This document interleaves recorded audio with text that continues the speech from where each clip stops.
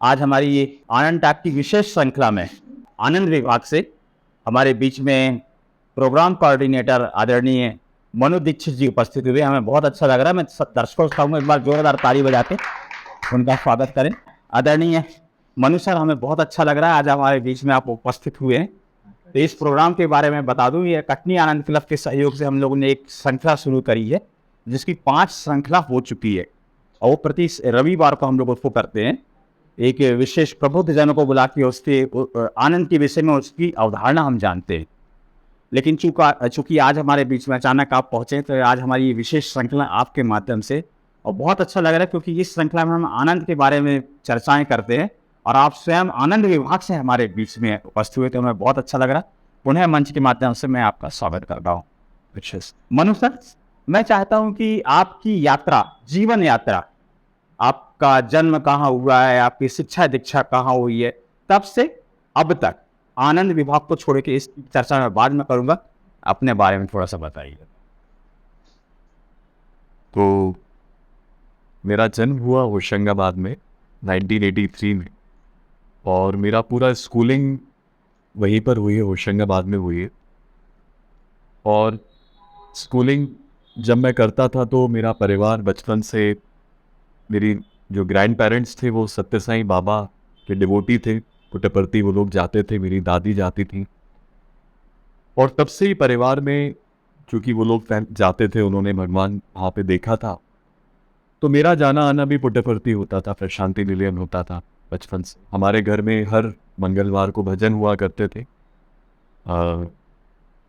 मैं बहुत फॉर्चुनेट हूँ कि फिर जब मैं थोड़ा बड़ा होता गया तो फिर मैं बाल विकास का स्टूडेंट रहा हूँ सत्य साई सेवा संगठन में। तो मैंने अपनी स्कूलिंग होशंगाबाद से करी। उसके बाद फिर मैंने अपनी इंजीनियरिंग करी भोपाल में। और इंजीनियरिंग के बाद मैंने, जो हमारी इंजीनियरिंग की ट्रेनिंग होती है, उस ट्रेनिंग में मेरा प्लेसमेंट हो रहा था, मगर फिर मुझे मेरे सीनियर्स ने बताया कि आप MBA भी कर लीजिए मार्केटिंग में। तो फिर मैंने MBA करा मार्केटिंग में। और MBA के बाद फिर सबसे पहले मैंने, जो कटनी में भी चल रही है एम्बुलेंस सर्विसेज है, EMRI 108, कि आप 108 पे कॉल करो और एम्बुलेंस आपके पास आ जाएगी। तो वहाँ से मेरा करियर की जर्नी चालू हुई, प्रारंभ हुआ। मैं वहाँ पर ऑपरेशंस और मार्केटिंग देखता था स्टेट में। मैं इनफैक्ट कटनी भी आया था जब 2009 या 10 में उसकी लॉन्चिंग हुई थी कटनी में। तो उस सर्विस ने मुझे बहुत बहुत बहुत अच्छा एक्सपोजर दिया। मैं करीब 4 साल वहाँ पर था EMRI में। EMRI के बाद मैंने रिलायंस में, टेलीकॉम में, मैं बड़ा पैशनेट था एक टेलीकॉम सेक्टर के लिए। मैंने टेलीकॉम में भी कुछ 3 साढ़े 3 साल ये सेवाएं दी हैं, काम किया। उसके बाद मैं टाटा ट्रस्ट के प्रोजेक्ट्स में कुछ समय बेंगलोर में रहा हूँ, कुछ समय मैं मुंबई में रहा हूँ, जिसमें मैंने सोलार पावर में मैंने काम किया है। उसमें मैंने इंजीनियरिंग वाला पार्ट में अपने आप को इन्वॉल्व किया है। कैसे सोलर पावर प्लांट्स लगाते हैं, कैसे बनते हैं, उसका कैसा एंगल होना चाहिए, तो जो इसका इंजीनियरिंग पार्ट है, और साथ में उसका कॉमर्शियल पार्ट है कि कस्टमर तक हम सोलार को कैसे लेकर जाएं, उसको कैसे हम कस्टमर्स को दें, क्लाइंट को हमको किस तरह का एक मॉडल बनाकर देना चाहिए। काफ़ी इंटरेस्टिंग था वो मेरी जर्नी बेंगलोर में। फिर मैं टाटा ट्रस्ट के हेल्थ केयर प्रोजेक्ट्स में बॉम्बे में रहा हूँ, करीब 3.5-4 साल मैं वहाँ रहा हूँ। और वहाँ पर मैंने एनिमल हॉस्पिटल्स एक प्रोजेक्ट होता है कि रतन टाटा सर जानवरों को बहुत प्रेम करते हैं, तो एक एनिमल हॉस्पिटल वो बना रहे थे मुंबई में, मुंबई के कलम्बोली एरिया में। तो वो मैं प्रोजेक्ट मैनेजर था वहाँ पर, जिसकी पूरी ग्राउंड वर्क तैयार करना, उसके लिए MOUs, प्रोजेक्ट रिपोर्ट तैयार करना, तो वो मैंने काम वहाँ किया। तो ये मेरी जर्नी है ओवरऑल। 12-13 साल मैंने, कुछ समय में KPMG में भी रहा हूँ, NHM national health mission Madhya Pradesh के प्रोजेक्ट्स, और मुंबई में जो संस्था है। तो ये मेरी जर्नी है कि करीब 13 साल इंजीनियरिंग और MBA के बाद मैंने project management, team building, HR, operations improvement, operations development, इस तरह के प्रोग्राम मैनेजमेंट, ये मेरे कुछ की एरियाज हो, मार्केटिंग एंड कम्युनिकेशंस। तो ये चलिए मनु सर, बहुत अच्छा लग रहा है आपकी जीवन यात्रा। और आज आपने होशंगाबाद से शुरू करी और आज हमारे बीच में आप कटनी में, क्योंकि आप आनंद विभाग से आए हैं और आप एज ए प्रोग्राम कोऑर्डिनेटर आनंद विभाग में हैं। तो मैं चाहूँगा बहुत संक्षिप्त में आनंद विभाग आपके माध्यम से हम जानना चाहेंगे, श्रोताओं को संदेश देना चाहेंगे कि आनंद विभाग क्या करता है, उसका उद्देश्य क्या है और कहाँ तक अभी तक उसकी स्थिति है आनंद विभाग के विषय में। तो जैसा कि हम सभी लोग, सारे सिटीजन्स, हम सब आनंदित जीवन जीना चाहते हैं। वैसे शायद ही कोई है जो ऐसा सोचता है कि मुझे आनंदित नहीं रहे। सब चाहते हैं कि हम लोग आनंदित रहें, खुश, इनर वेलबींग। और अगर हम आनंदित रहना चाहते हैं तो इसके लिए बाहरी आवश्यकताएं तो ज़रूरी है कि हमारी बाहरी इच्छाओं की पूर्ति होनी चाहिए, बेसिक हमारी नेसेसिटीज़ पूरी होनी चाहिए। मगर और अधिक, सबसे अधिक महत्वपूर्ण है कि क्या हम अंदर से सुदृढ़ हैं, अंदर से हम ताकतवर हैं, अंदर से हम स्ट्रांग। आप सब शायद इस बात से सहमत होंगे और हम सब अनुभव करते हैं अपने जीवन में कि हम भौतिक प्रगति कितनी भी कर लें, आगे बढ़ जाए, रोज़मर्रा की ज़िंदगी में हम अपने लक्ष्यों को हासिल कर लें, हम अपने अचीवमेंट्स जो हैं, टारगेट्स जो हम बनाते हैं उनको हासिल करते हैं। पर यदि हम अंदर से सुदृढ़ नहीं, अंदर से ताकतवर नहीं है, अंदर से स्ट्रांग नहीं, तो हम कितनी भी भौतिक प्रगति कर लें पर हम आनंदित नहीं रह पाएंगे। खुश हम हो जाएंगे एक थोड़े से समय के लिए, पर वो हमें एक लंबे समय तक आनंदित नहीं बना के रखेगी। तो ये बात हम सब अनुभव करते हैं कि आनंदित रहने के लिए अंदर से सुदृढ़ होना, ताकतवर होना बहुत जरूरी है। इसके साथ साथ किसी भी परिवार, किसी भी समाज, किसी भी राज्य की सबसे महत्वपूर्ण संपदा होती है वहाँ के लोग, वहाँ के जो एसेट्स होते हैं, वहाँ के लोग होते हैं।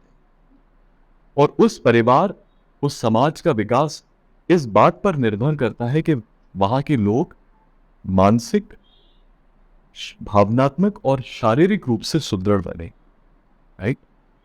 और इसी बात को मूर्त रूप देने के लिए मध्य प्रदेश शासन ने वर्ष 2016 में राज्य आनंद संस्थान की स्थापना करी, जहां पर निरंतर रूप से इनर वेलबींग के लिए प्रोग्राम्स डिजाइन किए गए हैं और उन प्रोग्राम्स को इम्प्लीमेंटेशन किया जा रहा है जिले लेवल पे, पूरे स्टेट लेवल पे। इसी बात के लिए, बिकॉज भौतिक प्रगति से एक कदम आगे बढ़कर लोगों की आंतरिक प्रगति पर कार्य करने के लिए ये इंस्टीट्यूशनल एक सेटअप कर दिया गया है, एक इंस्टीट्यूशन बना दिया गया, जहाँ पे विभिन्न कार्यक्रम जैसे अल्प विराम हुआ, आनंद सभा हुआ, आनंद क्लब हुआ, आनंदन केंद्र हुआ, बिकॉज हर कार्यक्रम की अगर अपन परिकल्पना पर जाएंगे, उसकी बैकबोन पर जाएंगे, तो that program is working, that program is basically working on inner well-being. If you talk about अल्पविराम, it is all about inner well-being. कि हम थोड़ा शांत समय लेकर उस आवाज़ को तो सुने कि वो आवाज़ बोल क्या है। और धीरे धीरे जब मैं अभ्यास करूंगा तो मेरे अंदर वो सकारात्मकता आने लगेगी, मेरे अंदर वो भाव, क्योंकि एक समय लगेगा, पर मेरे अंदर वो भाव आने लगेंगे कि जो बदलाव मैं आप में देख रहा हूँ, उस बदलाव की शुरुआत सबसे पहले मुझसे, तो मैं सकारात्मक बनने लगूँ। ये अल्पविराम की परिकल्पना है। आनंदम केंद्र, जब मैं किसी की मदद करता हूँ, जब मैं जैसे इस केंद्र के अंदर में घुसा, जब मैंने यहाँ पर कपड़े देखे, बर्तन देखे, चीज़ें देखी, तो मेरे अंदर अपने आप एक खुशी आ गई, राइट। तो जब मैं किसी की मदद करता हूँ तो मुझे आनंद मिलता है। तो दैट इज आनंदम केंद्र। आनंद सभा which talks about value based,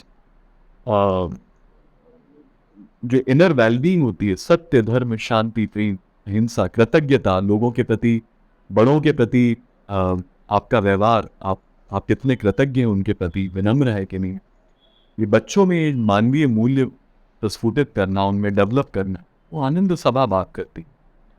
तो ये सारे कार्यक्रमों को डिजाइन करना और जिला लेवल पे, ब्लॉक लेवल पे, हर गांव लेवल उनको इम्प्लीमेंट करना, इसके लिए राज्य आनंद संस्थान निरंतर रूप से कार्य कर।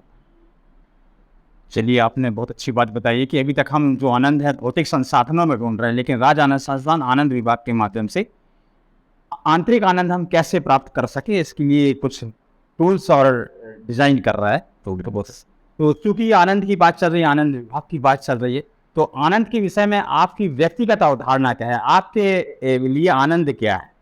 इस विषय में मैं थोड़ा सा जानना चाहूँ। तो जब मैं आज से 3-4 साल पहले, क्योंकि ये मुझे ऐसा लगता है कि ये तो एक स्टेज है, निरंतर अभ्यास वाली प्रक्रिया है, निरंतर चलती है। तो कुछ समय पहले तक, आज से 2 साल पहले तक जब मैं टाटा में था, तो एक अच्छा पैकेज मिलना, मंथ की सैलरी आ जाना अकाउंट में और घर चले जाना, परिवार के साथ समय बिताना और सारी जो भौतिक चीज़ें थी कि एक अगर मेरे ऑफिसर ने एक गाड़ी ले ली तो दूसरी गाड़ी अब मेरे पास आ जाए, उसके पास ऐसा है, उसके पास ये पोजीशन है तो दूसरी पोजीशन अब मेरे पास होनी चाहिए। तो मैं आपको सच बताऊं तो मैं इसको ही खुशी मानता था, यही मेरे लिए आनंद था। मैं अपने ऑफिस में आनंद को ऐसे ढूंढता था कि अगर मेरे 2 कलीग्स हैं और उन कलीग्स के पास एक प्रोजेक्ट पर हम काम कर रहे हैं, तो वो प्रोजेक्ट का हेड मैं बन जाऊं, लीड मैं करूं उस प्रोजेक्ट को। अगर प्रमोशन का कहीं ओपनिंग है तो प्रमोशन मुझे मिल जाओ, मैं पूरा प्रयास करता था कि मैं हो जाऊं। तो मैं बड़ा आनंदित रहता था, मैं बड़ा खुश रहता था। पर हाँ, कहीं ना कहीं मैं परेशान रहता था, मैं तकलीफ में रहता था। मैं आज उस बात को अनुभव कर रहा हूँ कि मैं कहीं ना कहीं अंदर घुटता रहता था, क्योंकि मैं उसको खुशी मानता था, पर वो खुशी तो थी। मैं क्षण भर के लिए तो खुश हो जाता था, हाँ मैं प्रमोट हो गया, हाँ मेरे पास ये आ गया।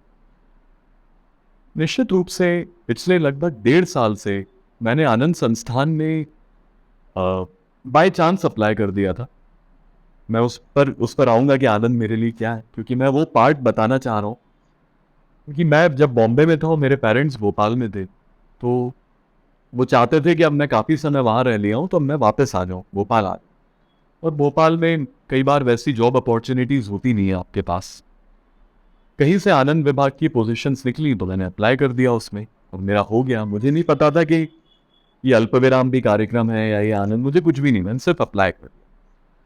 पर अब आने के बाद लगभग 2 साल होने के बाद, जब बार बार अल्पविराम कार्यक्रम अटेंड कर रहा हूँ या मैंने करे अटेंड, शुरू में मुझे लगता था हाँ ठीक है, ये होता है, ठीक है। बट वाकई वो बदलाव अब मैं अपने अंदर महसूस कर रहा हूँ। अब मेरे लिए आनंद बड़ा अलग हो गया है। अब मेरे लिए आनंद हो गया है कि मैं जब किसी से कॉम्पिटिट करता ही नहीं हूँ तो मुझे खुशी मिलती है। अगर सामने अगर कोई कोई व्यक्ति कुछ गिराने की कोशिश कर रहा है, या ऑफिस में या घर पर भी अगर मैं जाता हूँ, तो पहले मैं अपनी वाइफ को बहुत एग्रेसिवली किसी बात के लिए डोमिनेट कर देता हूँ। अपने पेरेंट्स को मैं बहुत एग्रेसिवली अपनी बात मनवाने के लिए बोल देता। लगभग पिछले 1.5 या 2 साल से मैं वाकई अंदर से बड़ा सेटिस्फाइड रहने लगा हूँ और मुझे वो बहुत आनंदित करता है कि ना मैं वाइफ को कभी ज़्यादा डोमिनेट करता हूँ, कुछ बोलता ही नहीं हूँ कि ठीक है अगर ऐसा है तो ठीक है। क्योंकि अगर मैं बोलना भी चाहता हूँ तो आवाज़ एकदम से मैं उसको, क्योंकि कार्यक्रम इतने सारे अटेंड होते हैं या इतने सारे हम लोग संचालित करते हैं, लोगों को मौका अवसर मिलता है संचालित करने का, तो वो आवाज़ एकदम से आने लगती है। तो वो मेरा एक एस्पेक्ट ख़त्म हो गया पेरेंट्स के साथ मेरा। तो मेरे लिए अब ये आनंद का विषय बन गया। मेरे लिए अब ये आनंद हो गया है कि मैं पेरेंट्स के साथ अच्छे से बात कर लेता हूँ, मैं उनकी बात सुन लेता हूँ। मैं वाइफ के साथ, क्योंकि ये वो रिश्ते थे जिसमें मेरी बहुत मतभेद होता था, मैं इन्हीं के साथ रहता था और इनसे बहुत मतभेद होता था, तो मैं उसकी बात सुन लेता हूँ। वहाँ भी मैं अपने आप को कंसिडर कर लेता हूँ, अपनी बात बोल देता हूँ। पर अगर वो नहीं हो पा रही है तो मैं ये नहीं सोचता हूँ कि बात हो ही जाए। अपने ऑफिस में मुझे बहुत अच्छा लगने लगा कि पहले उसी ऑफिस में जहाँ पर मैं डोमिनेट करने की कोशिश करता था चीज़ों को, कि ऐसा हो जाए, ये रिजल्ट आ जाए तो ये हो जाए, पर मुझे अब आनंद आने लगा है क्योंकि मेरे साथ के जो कलीग्स हैं अगर वो कुछ बोल देते हैं तो मैं चुप रह जाता हूँ, मुझे उसमें अच्छा लगता है, मैं अपनी बात रखता हूँ। तो ये मेरे लिए अब आनंद का, मैं लोगों के बीच लोगों की बातें, उनसे बात करना, संवाद करना, ज़्यादा से ज़्यादा अलग अलग तरह के कार्यक्रमों में जाना, कुछ नई चीज़ देखना, कई नई चीज़ें सीखना, लोगों के साथ बात करना, लोगों के साथ मिलना, उनको सुनना, ये मेरे लिए अब आनंद हो चुका। चलिए, बहुत बहुत धन्यवाद। मैं चाहूँगा कि यदि आपसे कहा जाए कि 1 सेकंड शांत रह के आप याद करें कि कोई आपका बिल्कुल खुशी भरा पल, जिसे आप याद करते हैं और आपको याद आता है कि मेरे जीवन का सबसे खुशनुमा पल वो था, तो वो पल हम जानना चाहेंगे कि कौन सा पल आपका था खुशनुमा? तो ये मेरे साथ लगभग 1 महीने पहले हुआ था। इस पल ने मेरे अंदर बहुत सारे बदलाव ले आया है पल। जो अभी आपने पूछा कि आनंद क्या है, तो मैं शायद उस आनंद की डेफिनेशन को ना बहुत अच्छे से बता पाऊँ, पर उस पल ने मुझे सिखा दिया कि आनंद क्या है या खुशनुमा पल क्या है, क्योंकि वो मैंने देखा ही नहीं था इतने सालों में। तो मैं जब टाटा या केपीएमजी में था तो मैं ऐसे बहुत सारे काम कर लेता था शायद, और मैं कभी उस पर इंट्रोस्पेक्ट नहीं करता था कि मैंने क्या कर दिया, और मैं उसको खुशी मानता था। तो मैं भोपाल में, अभी की बात है, मैं एक पेट्रोल पंप पर गया। ऑफिस से निकला था वो शाम को, मुझे अपनी गाड़ी में पेट्रोल डलाओ, और जब मैं पेट्रोल पंप में गया तो भीड़ थी। तो उसने पेट्रोल डाल दिया मेरी गाड़ी में, कुछ अमाउंट का पेट्रोल उसने डाला, और एकदम से मेरे अंदर आए, क्योंकि वो बोलने लगा सर आप आगे बढ़ाइए, पीछे और भी गाड़ियां खड़ी थी। तो मैंने जैसे ही आगे बढ़ाई और मुझे लगा कि आदमी भूल गया है, और मैं आगे निकल चुका। मैंने अंदर से तो चला नहीं इसके पैसे दे दूंगा, पर चूंकि वो भूल गया था, भीड़ बहुत थी, मैं अपनी गाड़ी, अभी की बात है जब मैं 1.5 साल यहाँ रह चुका हूँ, मैं आगे बढ़ गया और मैं निकल आया। मैंने उसके पैसे नहीं दिए। अगले 2-3 दिन बाद जब हम ये अल्पविराम का कार्यक्रम कर रहे थे, क्योंकि हमारे साथ तो हमको बहुत बार, because we are in job, हम यही काम कर। तो जब एक सत्र चल रहा था, मैं वाल्मी में था, और वहां पर जब मैं सत्र को अटेंड कर रहा था तो ये प्रश्न उठा, सभी सर ने ये प्रश्न उठाया, थोड़ा शांत समय लेकर आप देखिए कि आपने किसी का दिल दुखाया है, किसी की मदद करिए। तो वो प्रश्न चल रहा था, और जब मैंने शांत समय लिया, मुझे ध्यान आया कि यार मैंने भी रिसेंटली वो करी है, हो सकता है उस बंदे के पैसे कट गए हो, पता नहीं, उस बंदा मुझे बुला रहा हो, और मैं तो निकल आया। इमीडिएटली शाम को 2 दिन बाद मैं वहां गया और मैंने उसको बोला, मैं वो वहीं खड़ा था। जैसे ही उसने देखा, एकदम बोला सर आप, और वो पूरा गुस्से में था, थोड़ा सा उसके अंदर वो आक्रोश था। मैंने इमीडिएटली उसके हाथ पकड़ के बोला, यार मुझसे थोड़ी गलती हो गई है, मैं आपके पैसे नहीं दे पाया, मेरे भाव थोड़े परिवर्तित हो गए थे, मैं निकल गया था, मैं माफ़ी चाहता हूँ। वो पल मेरे ज़िंदगी का बहुत ही खुशनुमा पल था, क्योंकि वो वर्षों से वो जो एक पल होता है वो मैंने देखा नहीं था। वो जो उसके भाव थे, उसने इमीडिएटली मेरे दोनों हाथ पकड़ लिए और बोला, अरे सर कोई बात नहीं, होता है कई बार। मैंने कहा नहीं, वो मैं निकल गया था किसी कारण से, बट आपका ये पैसा था, आप ये रखो, आगे से मैं ध्यान रखूँगा। That was that moment. वो तो खुश हुआ ही, पर लाखों गुना खुशी मुझे हुई। अंदर से इतना सुकून मिला, इतनी खुशी मिली, और इतना एक हल्कापन मिला कि यार मैंने क्या कर दिया। तो वो मुझे बहुत प्रेरित करता है। मैं कई बार लेटता हूँ रात में या दोपहर में, तो मुझे वो पल बहुत याद आता है कि यार अभी का पल। चलिए, आपने अपने आनंद के पल बताए हम लोग को, उसको सुनकर हम लोग भी आनंदित हुए। क्योंकि सर, जिस स्थान पे आप बैठे हैं, ये राज आनंद संस्थान आनंद विभाग का आनंदम स्थल कहलाता है। और मुझे मालूम है कि पूरे मध्य प्रदेश में आपको ऐसा दौरा करने का मौका मिलता है। तो उन आनंदम केंद्रों को देखकर और इस आनंदम केंद्र को देखकर आपको कैसा लग रहा है, मैं इस विषय में और आनंदम केंद्र की अवधारणा के विषय में भी हम श्रोताओं को आपके माध्यम से जानवाना चाहें। इसमें बड़ा सुंदर कार्यक्रम है, बहुत ही सुंदर हमारा कार्यक्रम है कि जब हम किसी की मदद करते हैं तो हमको आनंद मिलता है, हमें खुशी मिलती है। जब हम लोगों ने यहाँ पर ज्वाइन किया था, जब 2021 में हम लोग यहाँ पर आए थे, तो ये नेकी की दीवार से कंसेप्ट चल रहा था। आपने देखा होगा कि स्ट्रीट में कुछ कपड़े टंगे हुए हैं, कुछ शर्ट टंगी, फटी हैं, पुरानी गुड़े मुड़े कपड़े पड़े हुए हैं, और उस पर लिखा रहता था नेकी की दीवार। हम लोगों ने ये सोचा, वही पूरी टीम ने, कि यार ये कंसेप्ट, सबसे पहले तो ये जो बाहर पड़े रहते हैं कपड़े, इट इज़ नॉट राइट। एक विभाग अगर इस कार्यक्रम को चला रहा है तो इसको सिस्टमेटिक तरीके से चलना चाहिए। सबसे पहले किसी कवर्ड कैंपस में इसको होना चाहिए, कपड़े थोड़े सिस्टमेटिक तरह से होने चाहिए। क्योंकि जब आप देते हो तो आपको तो खुशी होती है, पर लेने वाले को भी तो आनंद आना चाहिए कि मैं यहाँ पर आया हूँ, मेरे लिए एक अच्छी कपड़े टंगे हुए हैं, शर्ट्स टंगी हुई हैं, जी प्रॉपर तरह से कपड़े टंगे। तो हम लोगों ने धीरे धीरे क्या करा कि भोपाल और कुछ जिलों से हमने इसकी शुरुआत करी कि सबसे पहले जितनी भी ऐसी नेकी की दीवार बाहर है उसको हमने बंद कर दिया और हमने सारे नेकी की दीवार या जो बाहर ऐसे केंद्र चल रहे हैं उनको बंद करके कवर्ड कैंपस में चालू करा। तो ये हमारा पहला इनिशिएटिव था। दूसरे फिर हम लोगों ने ये कोशिश करी कि नेकी की दीवार नाम हटाकर अब इसको आनंदम केंद्र होना चाहिए। दीवार शब्द भी नेगेटिव है, आनंदम केंद्र होना चाहिए। तो यदि हम आनंदम केंद्र देंगे तो उसमें हम कपड़ों वितरण के साथ साथ, कपड़े या और भी चीज़ें वितरण के साथ साथ, क्योंकि वो आनंद तो देता है, और भी ऐसी गतिविधियां होती हैं जैसे कोई फ्री, किसी को अच्छी इंग्लिश आती है तो वो बच्चों को इंग्लिश सिखा सकते हैं, किसी को अच्छा पर्सनालिटी डेवलपमेंट की कुछ अच्छी बातें आती हैं तो आप अंडर प्रिविलेज्ड बच्चों को या लोगों को आप वो दे सकते हो, सिलाई मशीन सिखा सकते हो। बहुत सारी ऐसी ह्यूमन डेवलपमेंट एक्टिविटीज होती है जो आप कर सकते हो। तो दैट केंद्र should be a place of giving the items, shirts और ऐसी चीजें। इसके साथ साथ कुछ सोशल एंगेजमेंट एक्टिविटीज भी आप उन केंद्रों पे कर दें। वो अगर कर सकते हैं तो उससे क्या होगा कि आपका जो केंद्र है वो सस्टेनेबल मॉडल बन जाएगा। अगर आप बाहर एक लगा देते हो तो 4 महीने 6 महीने चलेगा, जब तक है तब तक चला। पर यदि आपने उसको एक कवर्ड कैंपस में कर दिया, सिस्टमैटिक कर दिया, तो आपका वो एक सस्टेनेबल मॉडल बन सकता है।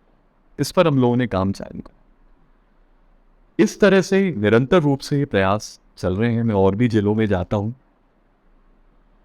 अभी तक हम लोगों ने पूरे मध्य प्रदेश में 172 आनंदम केंद्र ऐसे डेवलप कर लिए हैं। उसमें से कुछ केंद्र आज भी खुले स्थान पर हैं जिन्हें हम निरंतर कोशिश कर रहे हैं कि उनको हम कवर्ड कैंपस में शिफ्ट करें। इसी कड़ी में मैंने कटनी का केंद्र, तो अनिल जी से मेरी बात होती रहती थी और मैंने फोटोज में देखा था, बट यहाँ पर आज मैं आया, मुझे देखकर शायद जो शब्द हैं वो कम पड़ जाए, या वो इस केंद्र की सुंदरता को नहीं बता सकते हैं मेरे शब्द। पर ये वाकई अद्भुत केंद्र है जो है यहाँ पर मैंने देखा।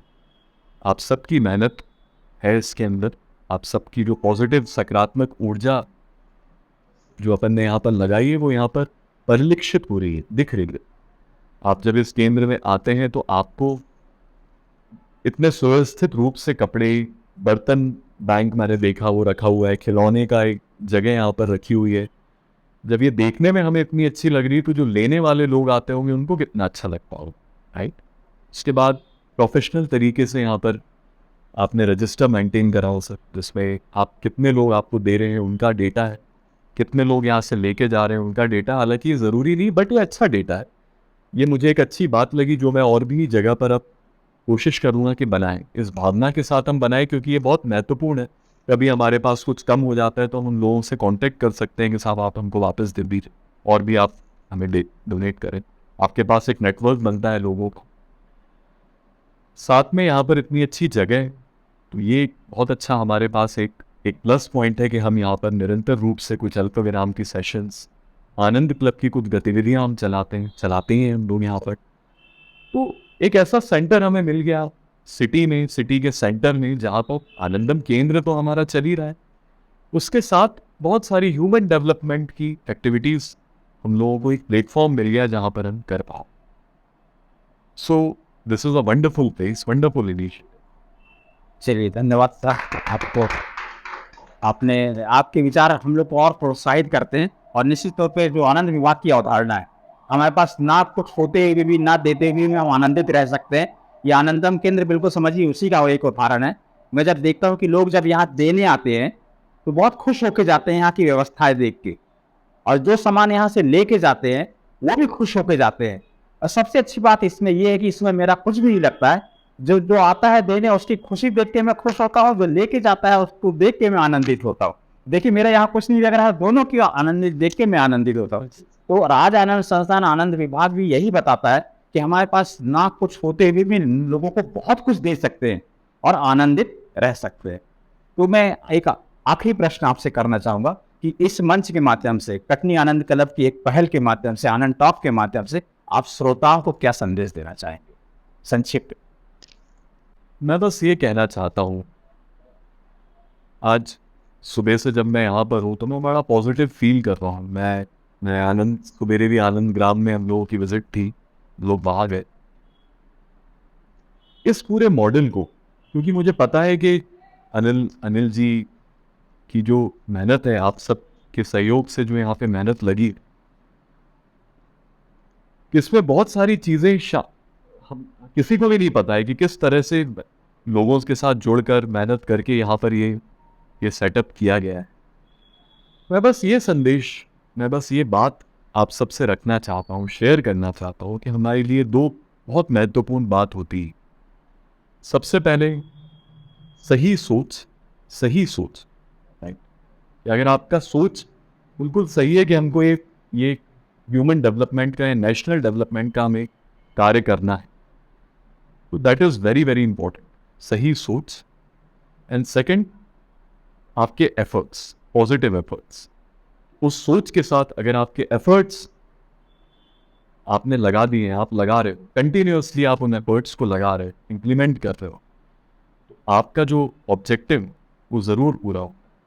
और इस केंद्र को देखकर, इस प्रोग्राम जो यहाँ पर चल रहा है उसको देखकर निश्चित रूप से मैं कह सकता हूँ कि सही सोच, पहले आपकी सोच सही थी कि आपको ये कार्य करना है, आप क्लियर थे अपने लक्ष्य पर, आपकी सोच एक अच्छी थी कि मुझे अपने डिस्ट्रिक्ट के लिए, अपने सतना के लिए, इनफैक्ट ये तो एक प्रदेश का एक मॉडल बना है, ये जो आनंदम केंद्र है इसको तो हम वहाँ दिखाते हैं। तो योर थॉट्स वेरी इंपॉर्टेंट कि मैं ये करना चाहता हूँ, और उसके साथ आपके एफर्ट्स जो अभी तक निरंतर आप लोग कर रहे हैं, पूरी टीम यहाँ पर कर रही है आपके गाइडेंस में, आपके साथ। तो ये दो बात जब हमारे साथ रहती तो हम लोग ज़रूर सफल, और वो सफलता फिर हमको आनंद देती जो एक लंबे समय तक। चलिए सर, धन्यवाद। एक अंतिम, ये आनंद टैग के माध्यम से और इसके लगातार कंटिन्यू में हम लोग एक कार्यक्रम और करते हैं कटनी आनंद क्लब के माध्यम से, संगीत से ध्यान की ओर। इसमें हम संगीत करते हैं, और ये लोग हमारे श्रोता कम जानते हैं, लेकिन मैं जानता हूँ कि आप एक बहुत अच्छे गायक भी हैं, खासतौर पे भजन गायक।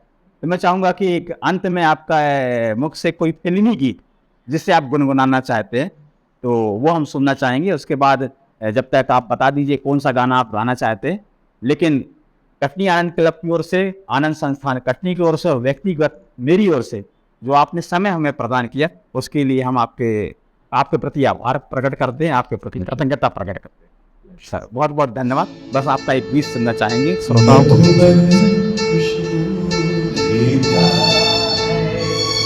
मधुबन खुशबू देता है, सागर सावन देता है, जीना उसका जीना है, जो औरों को जीवन देता है, मधुबन खुशबू देता है।